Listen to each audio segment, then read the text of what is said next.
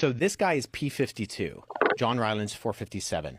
So that's a genuine Egyptian papyri that I made. I cut it out for you, and then I transcribed the text on that manuscript. So when we're talking about what is potentially our oldest evidence for the New Testament, this manuscript that most likely comes from Oxyrhynchus, Egypt, is the one that usually is universally accepted as our oldest one.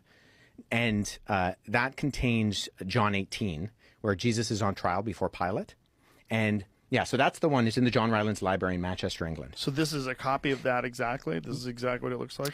Yeah, so I cut that out on the papyri with a scalpel, and then I transcribed the text on. You did a great job, dude. And this is, you nerded out. I know. I'm for real nerded out. This is a real nerding out of. So that's actually, yeah, so that's someone else's facsimile, which is not as good as the one I made. It's not as good. Yours is better. And where Jesus is on trial before Pilate, and Jesus says, everyone who follows the truth, who is following the truth, follows me. And on the back has the words of Pilate saying, what is truth? Wow.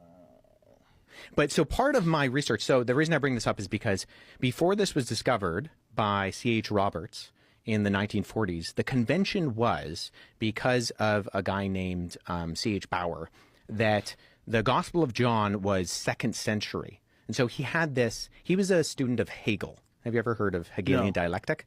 So you have like a thesis, synthesis, and antithesis. Yes. So Hegel had this philosophical theory, and his student Bauer takes that and he incorporates this into history. And he says, you know, the earliest gospel, Mark, has this very Jewish Jesus, and then the later gospels have a very the last of what are called the synoptic gospels, Matthew, Mark, and Luke. Luke has a very kind of more divine Jesus. And so he says, based on this, John is the last written one. And it combines these two where you get a very human and a very divine Jesus together. And so based on this, he says that John has to be 2nd century. Well, we discover this guy.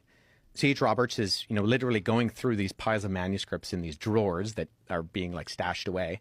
And he finds this guy and he sees that it's written on both sides, which is almost exclusively a Christian convention.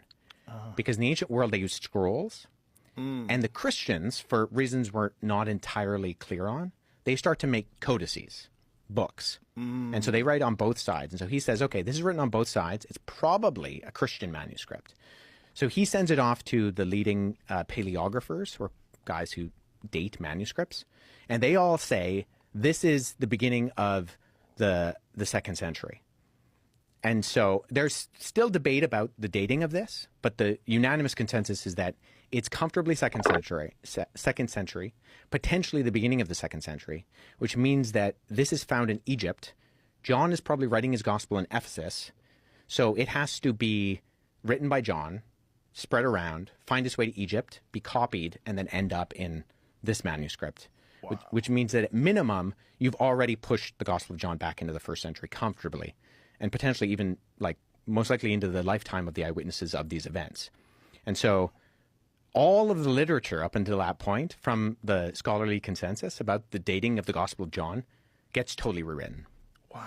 And it's because of that guy. And because of my academic work where I was telling you, like, in paratextual features, when we look at these tiny manuscripts and you figure out, okay, well, what does that look like on the page? I also made you... So this is, I used 2 different variations of papyri. Whoa. So you have there where P52 would have been on the page, and based on it's called codicological conventions, the spacings of the words, and the way that the size of the margin that we can see, where it would have been on the page and how big the page would have actually been. So this is like a reconstruction, and then I filled in the rest of the text in the same sort of stylistic hand of the scribes at that time, what that page would have looked like. So this would have come from, would have been essentially a pocket copy of the Gospel of John. Wow. That's unbelievable.